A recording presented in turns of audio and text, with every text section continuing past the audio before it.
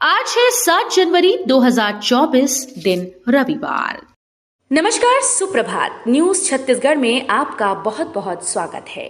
इससे पहले आप छत्तीसगढ़ के कौन से जिले से न्यूज को देख रहे हैं, कमेंट में हमें जरूर बताइए। साथ ही डेली अपडेट रहने के लिए चैनल को सब्सक्राइब जरूर करें। साई सरकार का पहला बजट सत्र 5 फरवरी से होगा शुरू, चुनावी वादे पूरे करने पर फोकस।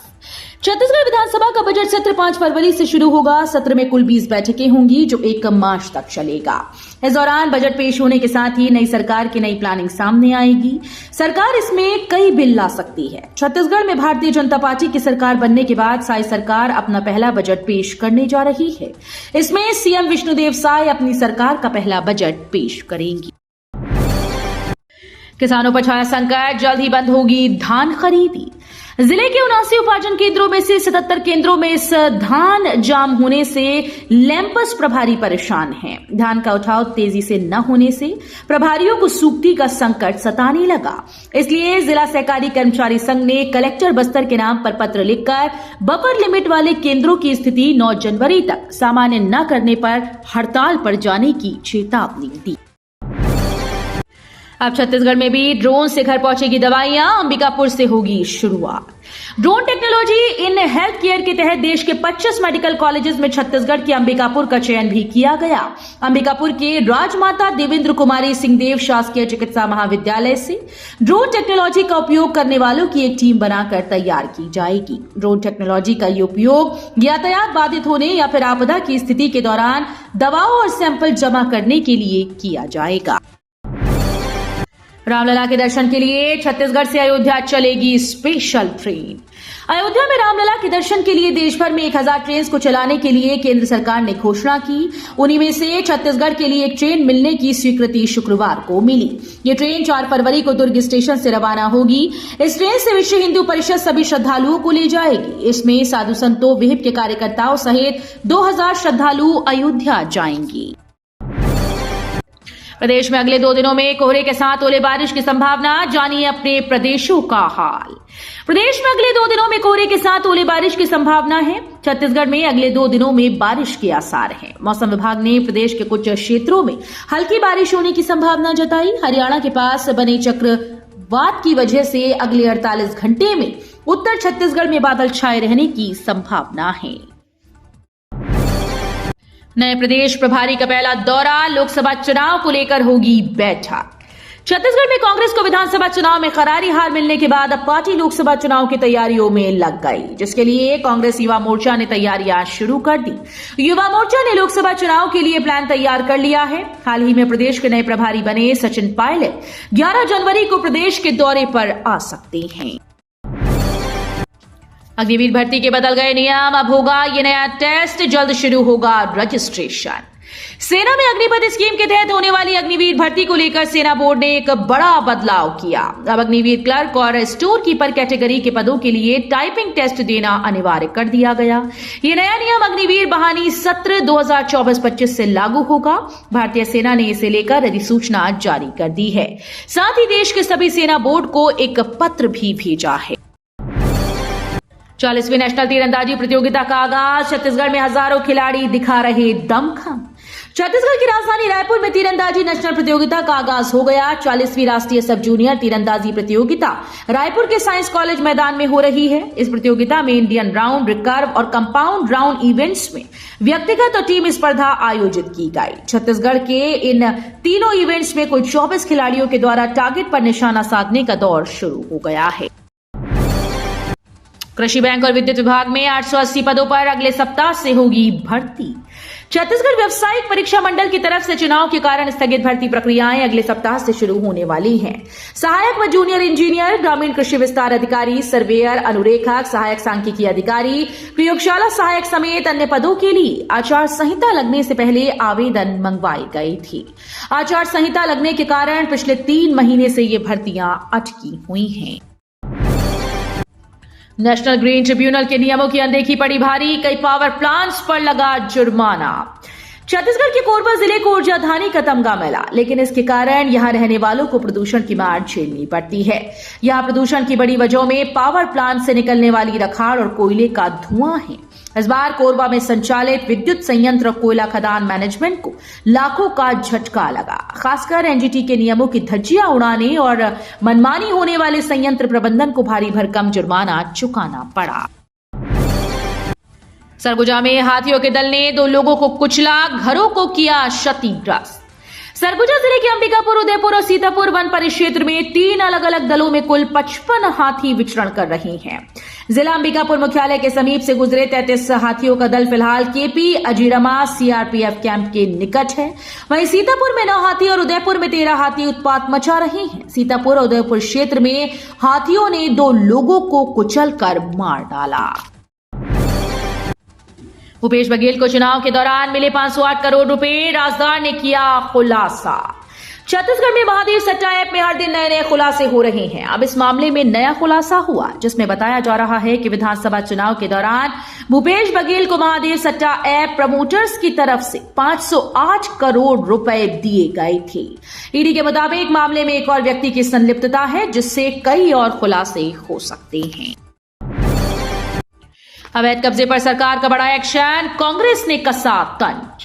छत्तीसगढ़ के कई क्षेत्रों में अवैध कब्जों पर बुलडोजर चला, जिसके बाद अब प्रदेश की सियासत गर्मा गई। एक तरफ कांग्रेस इसे अदृश्य शक्ति का आदेश बताकर बीजेपी पर तंज कस रही है, तो दूसरी ओर महापौर के तंज पर बीजेपी ने भी चुटकी लेते हुए कहा कि महापौर को बेबस और लाचार बताते हुए अपनी अक्षमता को अदृश्य शक्ति बता रहे हैं।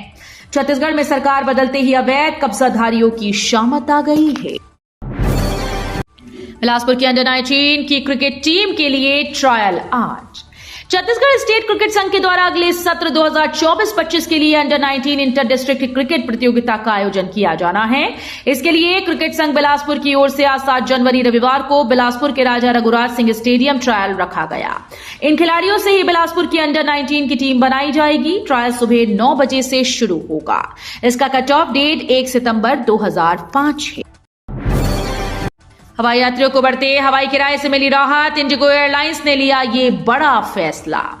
इंडिगो एयरलाइंस के हवाई यात्रियों को बढ़ते हवाई किराए से थोड़ी राहत मिल सकती है। विमान कंपनी ने हवाई किराए से फ्यूल चार्ज खत्म करने का फैसला किया। मालूम हो कि एटीएफ की कीमतों में उछाल के बाद इंडिगो एयरलाइंस ने अक्टूबर 2023 से फ्यूल चार्ज वसूलने का फैसला किया था। अब इस फैसले को वापस ले लिया गया है।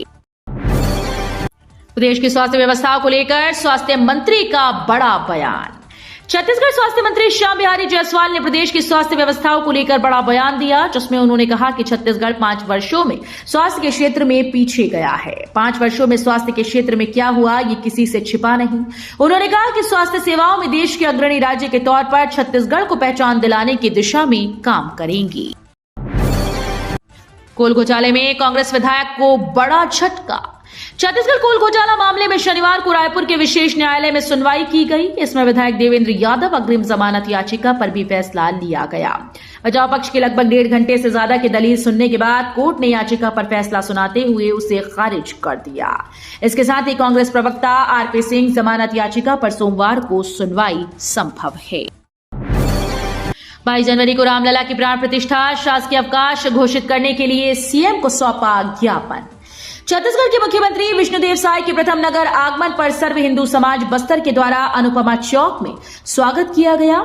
इस दौरान श्री राम जन्मभूमि अयोध्या धाम में जन जन के आराध्य प्रभु श्री राम के बाल रूप की प्राण प्रतिष्ठा के पावन अवसर पर दिनांक 22 जनवरी सोमवार को संपूर्ण छत्तीसगढ़ प्रदेश में शासकीय अवकाश घोषित करने के लिए ज्ञापन सौंपा गया है। सर्व हिंदू समाज बस्तर के सचिव एल ईश्वर राव ने बताया कि आगामी पौष शुक्ल द्वादशी विक्रम संवत 2080 दिन सोमवार दिनांक 22 जनवरी 2024 को प्रभु श्री राम के बाल रूप के नूतन विग्रह को श्री राम जन्मभूमि पर बन रहे भव्य मंदिर के भूतल गर्भगृह में प्राण प्रतिष्ठा की जानी है। आदिवासी कन्या आश्रम की प्रभारी अधीक्षिका को हाईकोर्ट से मिली राहत। कोरबा जिले के पोड़ी उपरोड़ा ब्लॉक में आदिवासी कन्या आश्रम घरी पखना में पदस्थ पुष्पलता मनहर को सहायक आयुक्त आदिवासी विकास कोरबा ने 6 अक्टूबर 2023 को उनके मूल संस्था प्राथमिक शाला कुलहरिया के लिए कार्यमुक्त कर दिया था। उनके स्थान पर सीमा मिली शिक्षिका को प्रभार देने के खिलाफ दायर याचिका की सुनवाई करते हुए हाईकोर्ट ने यथास्थिति का आदेश जारी किया है। सीजीपीएससी फर्जीवाड़ा, साइंस कॉलेज मैदान में पीएम मोदी ने दी थी गारंटी। प्रधानमंत्री नरेंद्र मोदी ने साइंस कॉलेज मैदान में चुनावी सभा को संबोधित करते हुए एक बड़ी गारंटी का ऐलान किया था। राज्य में सरकार बनते ही सीजीपीएससी फर्जीवाड़े की जांच कराएंगे, दोषियों को बख्शा नहीं जाएगा। उनकी बड़ी गारंटी अब पूरी होते दिखाई दे रही है। राज्य सरकार ने फर्जीवाड़े की जांच के लिए सीबीआई जांच की अनुशंसा कर दी है। कबीरधाम में 8 जनवरी को लगेगा प्लेसमेंट कैंप। निजी कंपनी में सुरक्षा गार्ड की मिलेगी नौकरी। कबीरधाम जिले में 8 जनवरी को प्लेसमेंट कैंप का आयोजन किया जा रहा है। ये कैंप जिला रोजगार और स्वरोजगार मार्गदर्शन केंद्र कार्यालय परिसर में सुबह 11 से दोपहर 3 बजे तक होगा। इसमें सिक्योरिटी गार्ड के 300 पद, सिक्योरिटी सर्विस गार्ड के 100 पद, सिक्योरिटी सुपरवाइजर के 50 और लेबर के 300 पद पर भर्ती की जाएगी। सभी पदों के लिए आयु सीमा 20 से 40 वर्ष है। कार्यक्षेत्र रायपुर, दुर्ग, भिलाई, राजनांदगांव, डोंगरगढ़ है। छत्तीसगढ़ में अब तक 82.44 लाख मीट्रिक टन धान की खरीदी, किसानों को 17,773 करोड़ रुपए का भुगतान। छत्तीसगढ़ में खरीफ विपणन वर्ष 2023-24 के तहत 1 नवंबर 2023 से धान खरीदी का महाअभियान निरंतर जारी है। राज्य सरकार की ओर से इस साल किसानों से 21 क्विंटल प्रति एकड़ के मान से धान की खरीदी की जा रही है। राज्य सरकार ने अब तक किसानों से 82.44 लाख मीट्रिक टन धान की समर्थन मूल्य पर खरीदी की जा चुकी है। जिले के 12 अंग्रेजी माध्यम शासकीय स्कूल उपेक्षित, 1-2 शिक्षकों के भरोसे हो रही पढ़ाई। रबर सरकार के कार्यकाल में खोले गए रायपुर जिले के 12 अंग्रेजी माध्यम शासकीय स्कूल उपेक्षा का शिकार हो गए। अंग्रेजी माध्यम के स्कूल 1 या 2 शिक्षक के भरोसे संचालित हो रहे हैं। इसके अलावा इन स्कूल्स में बच्चों की दर्ज संख्या भी बहुत कम है। खोलने के बाद शासन और प्रशासन ने शिक्षा की गुणवत्ता से लेकर इंफ्रास्ट्रक्चर पर कोई ध्यान नहीं दिया। पहले की तरह हिंदी माध्यम की तरह स्कूल संचालित हो रहा है, जबकि जिले में 7 प्राथमिक और 5 मिडिल स्कूल अंग्रेजी में संचालित हो रहे हैं। रायपुर को 206 एमएलडी के एसटीपी से मिला वाटर प्लस शहर का दर्जा। भारत सरकार की ओर से स्वच्छता सर्वेक्षण की विभिन्न श्रेणियों में रायपुर को वाटर प्लस रखने के पीछे चारों एसटीपी ने बड़ी भूमिका निभाई। पिछले वर्ष इनका काम अधूरा था, जिसकी वजह से आवेदन देने के बाद भी रायपुर को वाटर प्लस की श्रेणी में शामिल नहीं किया गया था। वहीं इस वर्ष से भाटागांव, निमोरा, कारा और चंदनी डीह एसटीपी से 206 एमएलडी शहर के गंदे पानी को साफ किया जा रहा है।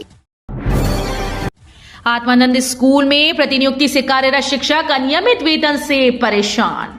जिले के स्वामी आत्मानंद स्कूल्स में प्रतिनियुक्ति में कार्यरत शिक्षकों को नियमित वेतन प्रदान नहीं किए जा रहे। इससे शिक्षकों को परेशानियों का सामना करना पड़ रहा है। शिक्षक इस व्यवस्था को बदलने की मांग उठाने लगे हैं। छत्तीसगढ़ टीचर्स एसोसिएशन के प्रदेश अध्यक्ष संजय शर्मा ने बताया कि आत्मानंद स्कूल में शिक्षकों को प्रतिनियुक्ति पर रखे गए हैं। चूंकि आत्मानंद स्कूल समिति के अंदर संचालित है, इसीलिए प्रतिनियुक्ति में कार्यरत शिक्षकों का वेतन भुगतान आवंटन सिस्टम या डीएमएफ मद से किया जाता है।